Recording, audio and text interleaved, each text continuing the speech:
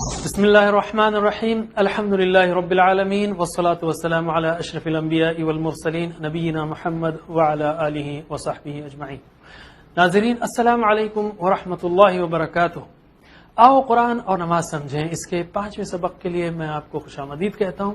اس میں ہم سورہ فاتحہ تو ہم نے پڑھ لی، اس لیے اس میں ہم نزول قرآن کے مقصد کے بارے میں دیکھیں گے. چند بیچ کی آیات لیتے ہوئے اور کچھ احادیث لیتے ہوئے ہم آخری صورتیں بعد میں کریں گے. تو آج ہم لیتے ہیں نزول قرآن کے مقصد کے بارے میں ایک آیت اور پھر کچھ گرامر بھی، اور اس میں ہم 10 نئے الفاظ سیکھیں گے جو قرآن کریم میں 8031 بار آئے ہیں. اللہ تعالیٰ نے سورہ صاد میں کہا قرآن کے بارے میں، اعوذ باللہ من الشیطان الرجیم، کتاب انزلناہ الیک مبارک لیدبروا آیاتہ ولیتذکر اولو الالباب. کتاب یعنی کتاب کی جمع کتب آپ جانتے ہیں، دونوں مل کر آلموسٹ 400 بار قرآن کریم میں آئے ہیں. کتاب یعنی کتاب، یہ کتاب اللہ تعالیٰ قرآن کے بارے میں کہہ رہا ہے کتاب. انزلنا مطلب ہم نے اتارا، انزلنا مطلب ہم نے اتارا. انزلنا ہو مطلب اس کو، جیسے آپ نے سیکھا ہے ہو مطلب وہ یا اس کا، تو انزلنا ہو ہم نے اتارا اس کو، اس کتاب کو، اس قرآن کو. الیکا آپ کی طرف، الیکا یعنی آپ کی طرف، الا اور کا مل کر الیکا آپ کی طرف. مبارکن برکت والی ہے. جیسے ہم کہتے ہیں عید مبارک، کیا مطلب ہے عید مبارک؟ یعنی عید آپ کے لیے برکت والی ہو، یا شادی مبارک یا کامیابی مبارک، یعنی یہ سب آپ کے لیے برکت والی ثابت ہو. تو یہ کتاب اللہ تعالیٰ نے فرمایا کہ یہ برکت والی ہے. انزلناہ الیکا مبارکن. یاد رکھیے یہ اللہ تعالیٰ کا بڑا احسان ہے، بہت بڑا احسان ہے کہ اس نے ہمیں نہ صرف انسان بنایا بلکہ مسلمان بنایا اور اس کتاب کو ہم تک پہنچانے کا انتظام کیا جو بہت برکت والی ہے. لیکن اللہ تعالیٰ نے یہ نہیں کہا، دیکھیے غور کیجئے کتاب الفاظ پر، یہ نہیں کہا کہ میں نے یہ کتاب کو اتارا ہے برکت کے لیے اور بات ختم ہو گئی. یہ نہیں کہا اللہ تعالیٰ نے. فرمایا یہ کتاب برکت والی ہے لیکن اتارا کس لیے آگے آ رہا ہے، جس کو ہم دیکھیں گے. یعنی تدبر اور تذکر کے لیے اتارا ہے تاکہ ہم وہ ساری برکتیں حاصل کریں جس کے لیے یہ کتاب اتاری گئی ہے. ایک بار ٹرانسلیشن کیجئے. کتاب یعنی کتابن، یہ کتاب. ترجمہ کیجئے کتابن، یہ کتاب. انزلناہ ہم نے اتارا ہے اس کو، الیکا آپ کی طرف، مبارکن برکت والی ہے. کتاب انزلناہ الیک مبارک، یہ کتاب ہم نے اتارا ہے اس کو آپ کی طرف، برکت والی ہے. کس لیے اتارا اللہ تعالیٰ نے آگے فرما رہا ہے. یہ نہیں کہا کہ برکت کے لیے اتارو بات ختم ہو گئی. ہم نے جیسا کیا، ہم سمجھتے ہیں کہ برکت کے لیے اتارا ہے، ہمارے ذہنوں میں یہی ہے، اور برکت کا بھی بہت محدود مفہوم ہے. بے شک ہم برکت چاہتے ہیں لیکن ہمارے ذہنوں میں برکت کا مفہوم بہت محدود ہے. مثلا یہ کہ اگر میں 100 روپے کماؤں تو 90 روپے خرچ ہو، 10 روپے بچ ہی جائیں، بیماری نہ لگے، ایکسیڈنٹ نہ ہو. بس یہ چھوٹے موٹے مفاہیم ہی ہمارے ذہن میں ہیں، جبکہ اللہ تعالیٰ دنیا و آخرت کی ساری برکتیں اس کتاب کے ذریعے دینا چاہتا ہے اور اس کا طریقہ بتا رہا ہے. کیا؟ لیدبروا آیاتی. کس لیے اتارا ہے؟ لیدبروا. لی کا مطلب ہے تاکہ، لی کا مطلب تاکہ، ایک معنی لی کا تاکہ ہے. لیدبروا تاکہ وہ غور کریں. یدبروا یعنی وہ تدبر کریں، غور کریں، اوکے، سوچیں اس پر. لیدبروا تاکہ وہ غور کریں. آیاتہ، آیت ہمارے پاس ہے. آیت ان کا مطلب ہے آیت، ایک تو قرآن کی آیت، اور دوسرا مطلب ہے نشانی، یہ بھی اس کا مطلب ہے. اور آیت کی جمع کیا ہے؟ آیات. آیتن کی جمع آیات، اور آیات ہی اس کی آیات، یعنی اس قرآن کی آیات. آیات ہی اس کی آیات. آیات کا مطلب آیات اور ہی مطلب اس کی. لیدبروا آیاتہ تاکہ وہ غور کریں اس کی آیات پر. یہ پہلی بات. اور دوسری بات کیا کہی اللہ تعالیٰ نے؟ وَلِيَتَذَكَّرَ أُولُو الْأَلْبَابِ. وا کا مطلب کیا ہے؟ اور. لی کا مطلب تاکہ. ابھی ہم نے دیکھا یتذکر نصیحت پکڑیں. یتذکر یعنی नसीहत पकड़ें, वलियतदक्करा और ताकि नसीहत पकड़ें, उलुल अलबाब, उलू कहते हैं वाले, उलू कहते हैं वाले, उलू उली यानी वाले, उलुल अलबाब अक्ल वाले। असल में लुब उर्दू में भी कहते हैं, लुब्बे लुबाब क्या है, निचोड़ क्या है, लुब कहते हैं अक्ल को, लुब की जमा अल्बाब है, अक्लों वाले, उलुल अलबाब यानी अक्लों वाले, साफ उर्दू में हम कहेंगे, अदबी उर्दू में अक्ल वाले। लियद्दब्बरू आयातिही वलियतज़क्करा उलुल अलबाब, तर्जुमा कीजिए, लियद्दब्बरू ताकि वो गौर करें, आयातिही उसकी आयात पर, वलियतज़क्करा और ताकि नसीहत पकड़ें, वलियतज़क्करा और ताकि नसीहत पकड़ें, उलुल अलबाब अक्ल वाले, उलुल अलबाब अक्ल वाले। ये है मकसद नुज़ूल, तदब्बर और तज़क्कुर। इसको हम किस तरह जिंदगी में ला सकते हैं, इसका एक छोटा सा नक्शा हम आपके सामने पेश करना चाह रहे हैं। इसमें पहले जो है कुरान से जो हमारा ताल्लुक है उसको समझ लीजिए, ताकि हम तदब्बर और तज़क्कुर के लिए रास्ता हमवार कर सकें।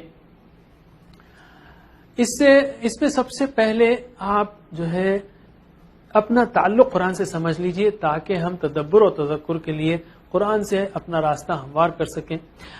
कुरान से हमारा ताल्लुक रास्त है, शख्सी है, तयशुदा है और मुताल्लिक है, डायरेक्ट है, पर्सनल है, प्लान है, रिलेवेंट है। ये कुछ पहलू हैं, जरूरी नहीं कि ये सब सारे हैं।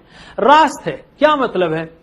जब हम कुरान करीम पढ़ते हैं तो हम कहते हैं कि ये अल्लाह की किताब है।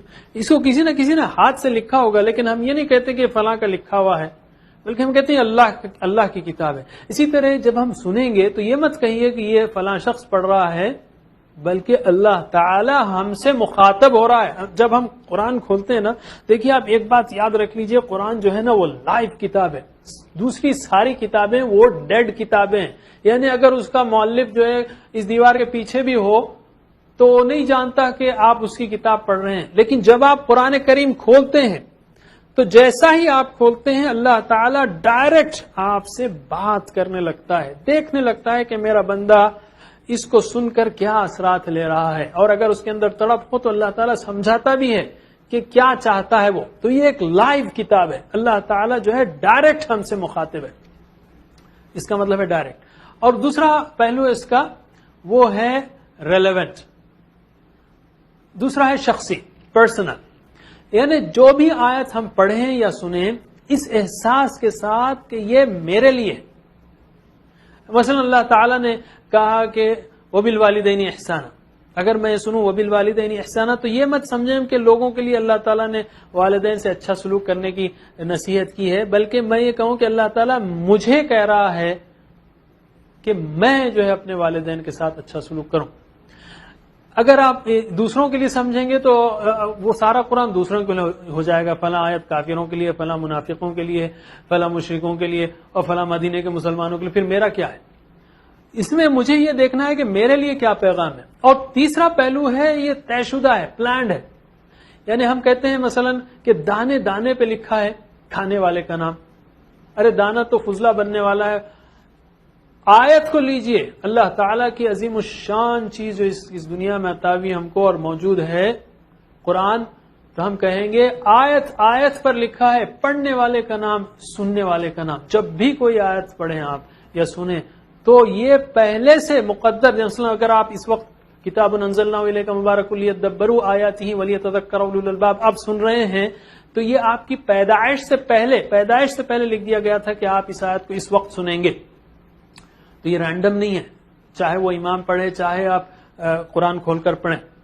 और ये रेलेवेंट है, कुरान जो है वो तज़कीर और याद दहानी है, रेलेवेंट है, मुताल्लिक है। यानी क्या कि अगर अल्लाह ताला ये कहे कुल्लु नफ्सिन ज़ाइक़तुल मौत, हर नफ्स को मौत का मजा चखना है, तो मैं फौरी ये सोचूं कि अल्लाह ताला आपने मुझे मौत के बारे में आज क्यों कहा? हो सकता है कि मेरी मौत आज हो, अल्लाह आलम। या अगर अल्लाह ताला ये कहे वबिल वालिदैन इहसाना, जैसे मैंने कहा, तो मुझे ये देखना है कि अल्लाह ताला आपने मुझे आज इस वक्त क्यों वालिदैन के बारे में कहा। हो सकता है कोई मामला आने वाला हो जिसमें मेरा टेस्ट हो वालिदैन के साथ, या मुझे चेक करना चाहिए कि मेरा सलूक वालिदैन के साथ पिछले हफ्ते खराब तो नहीं था। تو یہ ریلیونٹ ہے، اللہ کی تذکیر غیر متعلق نہیں ہو سکتی. ٹھیک ہے، تو اس کو ہم نے یہاں پر سامنے پیش کیا ہے. آپ کے سب سے اوپر موجود ہے کہ یہ راست ہے، شخصی ہے، طے شدہ ہے، متعلق ہے، یعنی ڈائریکٹ ہے، پرسنل ہے، پلانڈ ہے، ریلیونٹ ہے. اور پھر بیچ میں ہم نے یہ رکھا کہ توجہ، اگر اب یہ تعلق کو جب ہم سمجھ لیں گے تو اب بیچ کا حصہ ہم کور کرتے ہیں کہ ایک تو توجہ کرنی چاہیے، سمجھنا چاہیے، فہم جو ہے اس کا حاصل کرنا چاہیے، اور تصور اور احساس کا بھرپور استعمال کرنا چاہیے، جیسا کہ میں پچھلی بار بھی اشارہ کر چکا ہوں. تو تعلق معلوم ہو گیا، تو توجہ، فہم، تصور اور احساس، یہ چاروں چیزیں کریں گے تو انشاءاللہ تدبر اور تذکر جس کے لیے قرآن نازل ہوا اس میں کافی مدد ملے گی. توجہ سے مراد کیا ہے؟ یعنی میری آنکھوں کی توجہ، کانوں کی، میرے جسم کی. اگر میں نماز میں ہوں تو ادھر ادھر کھجا رہا ہوں، ادھر دیکھ رہا ہوں، ایسا نہیں. آنکھ، کان، دل، دماغ، جسم پورا فوکسڈ ہو قرآن کے لیے، اور پوری آیت سمجھ میں بھی نہ آئے تو بھی پوری طرح توجہ سے سننا ہے ہم کو، تاکہ جو بھی لفظ سمجھ میں آئے اس کو پکڑ سکیں اور کوشش کر سکیں. یہ پہلی چیز. دوسری چیز فہم، سمجھنا ہے.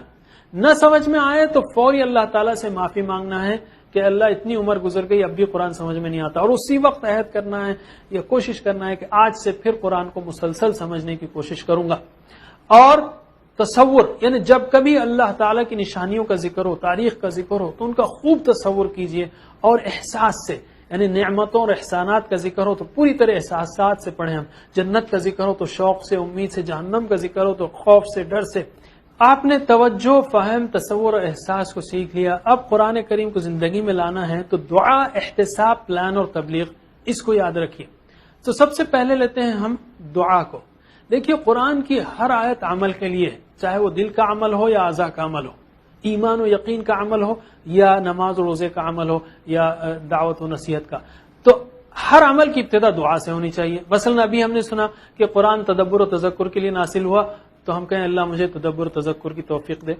اس کے بعد احتساب. صرف دعا کافی نہیں، جیسے میں نے اس سے پہلے بھی کہا کہ اگر آپ کا بیٹا 10ویں جماعت میں اور صبح شام دعا کر رہا ہو کہ اللہ مجھے ایگزام میں کامیاب کر، رو رو کے دعا کرتا ہے لیکن نہ اسکول کو جاتا ہے نہ کتاب کھولتا ہے، تو آپ کہیں گے یہ دعا کافی نہیں ہے، بیٹے اسکول بھی جانا ہے، کتابیں بھی پڑھنا ہے. تو ہم کو بھی دعا کرنے کے ساتھ ساتھ پلان کرنا ہے، احتساب کرنا ہے. احتساب گزرے ہوئے دن کا ہے، جو گزر گیا زمانہ، کہ کتنا کیسا کر رہا ہوں، میں کر رہا ہوں تو الحمدللہ، نہیں کر رہا ہوں تو استغفر اللہ. اور پلان بنانا ہے اگلے دن کا، اگلے ہفتے کا. اگر ہم پلان بنانے میں ناکام ہیں، if you fail to plan you plan to fail. اگر آپ پلان بنانے میں ناکام ہیں تو سمجھیے کہ ناکامی کا پلان بنا رہے ہیں. اگر کھانا کھانے کا پلان نہیں ہے تو بھوکا رہنے کا پلان ہے. اگر قرآن سمجھنے کا پلان نہیں ہے تو قرآن نہیں سمجھنے کا پلان ہے. یہ سوچ لیجئے.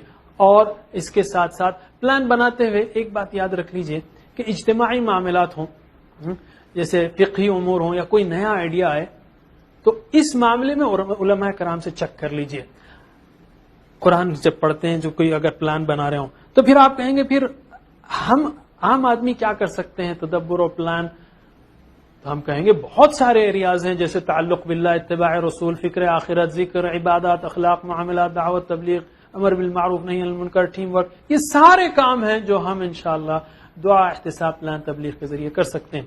اور چوتھی بات ہے تبلیغ کرنا ہے. کیوں؟ کہ اللہ کے رسول صلی اللہ علیہ وسلم نے فرمایا بلغوا عنی ولو آیا. بلغوا، پہنچا دو.